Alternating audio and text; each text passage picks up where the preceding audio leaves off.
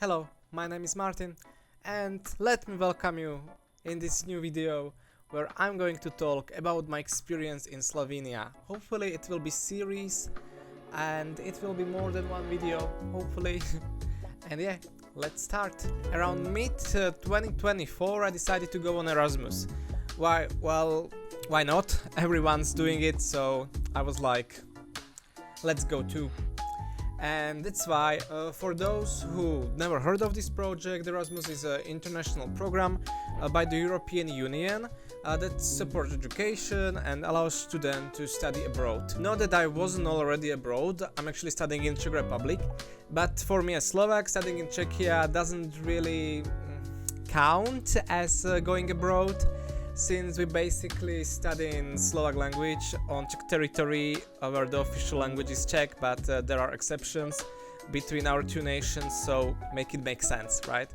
So I sign up and pick up 3 universities, or 4, I don't know, and ended up in Slovenia. I had like 2 unis in Slovenia, in Ljubljana, in Maribor. To be honest, it was my first choice, so I was really happy about that, and that's why I'm able to make this video essay for you today about what Slovenia was like. Not from academic perspective, but mainly from the tourist point of view. Think of it as a half-year trip, okay? A report. I will take you through the most interesting places I visited, and trust me, I saw a lot. So yeah, let's dive in. I have to start with Maribor. Maribor is my favorite city in Slovenia. Not Ljubljana, not Celje, not Kranj, but Maribor. It's truly beautiful city with kind of Austrian character. You see, they are Styrians or Štajerci, and that's of course Austrian influence definitely there. Even though Slovenians are of course Slavs. And let me tell you, every Slovenian is different, of course. They are such a diverse nation, even though there is over like 2.5 million of them, just like back home in Slovakia. Every region, town, village has its own dialect, and they love to make fun of each other, of not understanding it. Or, yeah. But back to the Maribor. The city really has everything. Well, almost everything. For example, I was trying to find a tripod there. Never found one. I don't know. But beside that, like really nice city. And actually it feels like 2 cities, because of course Maribor has the old town and the new town, which are separated by the river Drava. My friends and I used to joke about which side is better. Since I lived in the old town, of course, that one wins, because it's old town, right? History and stuff. And everything was happening mostly in the old town. So no shit Sherlock, right? And yeah. One of most beloved spots in Maribor is, or my beloved spots in Maribor is little hill called Pyramida. Yeah, it means pyramid, right? You will find people there all the time, no matter weather. It's a perfect gateway from the city, and there are often a concert and cultural events happening there. That's one thing I really loved about Maribor. There was always something going on, especially cultural events, and they know how to organize. When it comes to architecture, I won't lie, I know almost nothing about it, but I will show you the most important buildings and landmarks in the city center that you definitely should not miss. What I can talk about are the museums. There are quite a few and they are worth visiting. For example, the Maribor Synagogue, historically and architecturally very fascinating. The Museum of Natural and Cultural History inside the Maribor Castle, the Photography and Camera Museum, and the Museum of National Liberation.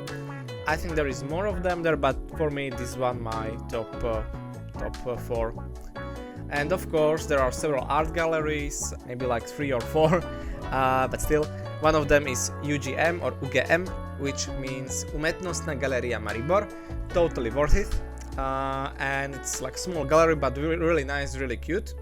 And the river. You can go rafting on Drava, but it's like on the wooden raft, very old school. It's like big raft, so You don't need to worry to fall, you know, to the river from the normal raft, right? And you get all-you-can-drink wine there, a welcome shot, a ham sandwich at the end. It's not the cheapest thing, but yeah, if you have an option to go rafting on Drava, go for it.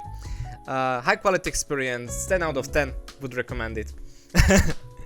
And since you are in Styria, you should also explore the wine culture. There are wineries all around the city, and in the nearby regions you have to visit some of them. Definitely worth it.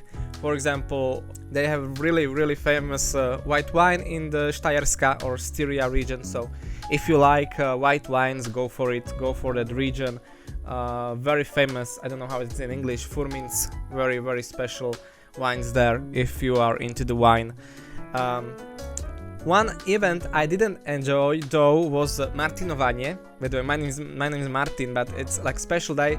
The Saint Martin usually in Czech Republic, in Slovenia. That's the day when the winemakers can sell the first wines, young wines, right? So that's why in Maribor and in the region in Slovenia there are wine festivals happening. In Maribor it was way too crowded, you couldn't move and it was just mess. Overall, just mess. I'm recommending visiting Ormož instead. Now, that's something special, but more on that later. And if it happens to snow during the winter, go skiing. Bus takes you straight from the city to the slopes. The slopes are in the Pohorje, which is the mountain literally in the city, or very close to the city, so if you are there during the winter and there is a snow, go for it. Very convenient, you can you can get there by bus. The ticket is like €2. You can buy it online, it will be even cheaper. So that's a win. You can rent all the snowboards and skis there, and okay, really nice. You can also hike around the Pohorje or go to pilgrimage, for example, like the one to St. Urban Church, or well-known trail that can take a whole day, unless you take a bus bag, of course, but the real backpacker walks, right? And don't miss out Slovenian folk culture. Singing, dancing, it's genuinely beautiful. You have the chance to go see performance on this festival, totally worth it. And I can't forget about the Stara Trta. Stara Trta, that's the oldest wine in world by the Guinness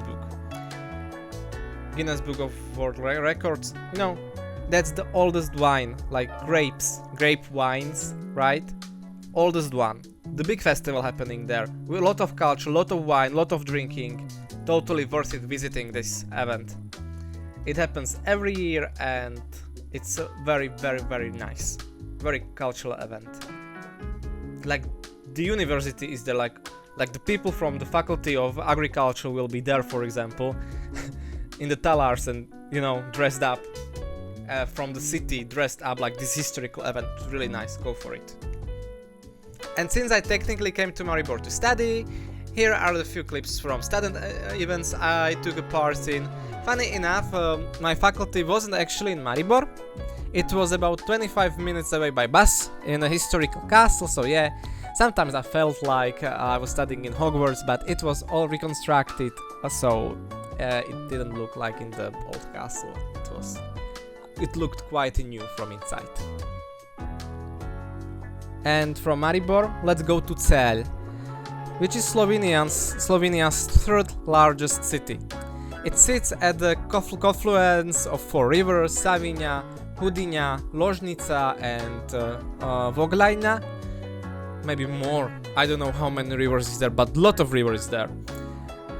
It's important, maybe not, but hey, fun fact. The city was already known back in the Roman times as Celje, and trust me, if you are heading to Celje, it's preferably for the history.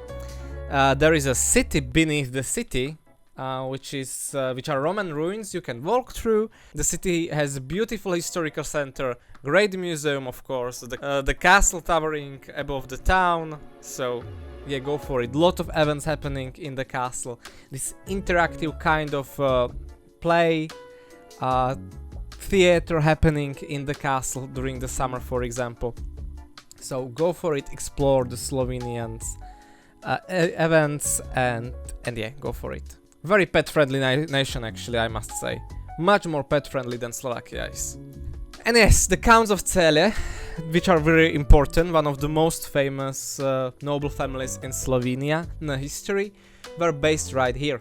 In fact, they are so important that their legacy is literally part of the Slovenian flag.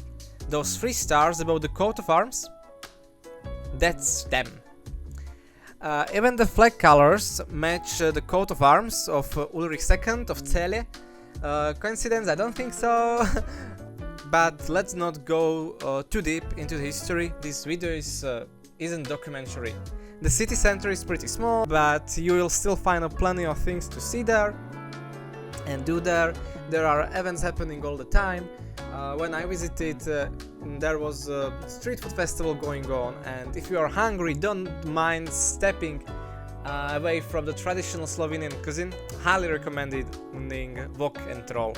Amazing stuff, fantastic Asian food, maybe slightly Europeanized, but still pretty tasty. Actually, I was there twice, and both times. Even Google reviews agree, so who am I to judge? When we came back a second time, we even had to wait for a table. The place is pretty small and mostly filled with locals, not tourists. That's always a good sign. You can eat well there under 10 euros, which is a great deal for Slovenia. And if you are a student with voucher, you can eat it for like 5 euros. Absolute win. To get to Celje Castle, you either drive or hike there. The path is literally called Cesta na grad, road to the castle. I recommend walking. It's an easy hike, and you will be at the top in under hour, depending where you start. Once you get there, don't expect Disney-style castle with medieval furniture. It's well preserved, ruin. It's not even ruined, but yes, it's ruined. But not hard to say. Which with thick stone walls, towers, and stunning views, that's really let the history of the place sink in. There are also cafes and small amphitheaters. During the season, there are often performances and events going on. Definitely worth the climb, or hike, or drive, whatever. Now the museums, if you want to understand Slovenia as a nation, visit the Museum of Recent History. It gives you a real insight into modern Slovenia and identity. And if you are more into the religious background, check out the Regional Museum of Celje. There's quite a lot to see, so give yourself enough time. We had a packed schedule, and I couldn't do it all, but seriously, I recommend it. So 2 cities today, and that's it for today part of the journey. We started with Maribor, moved to Celje, and hopefully I managed to show you a little bit of Slovenia's beauty and character. But this video is just beginning. Slovenia has much more to offer, from the mountains and lakes to vineyards, festival and small towns that most tourists never get to see.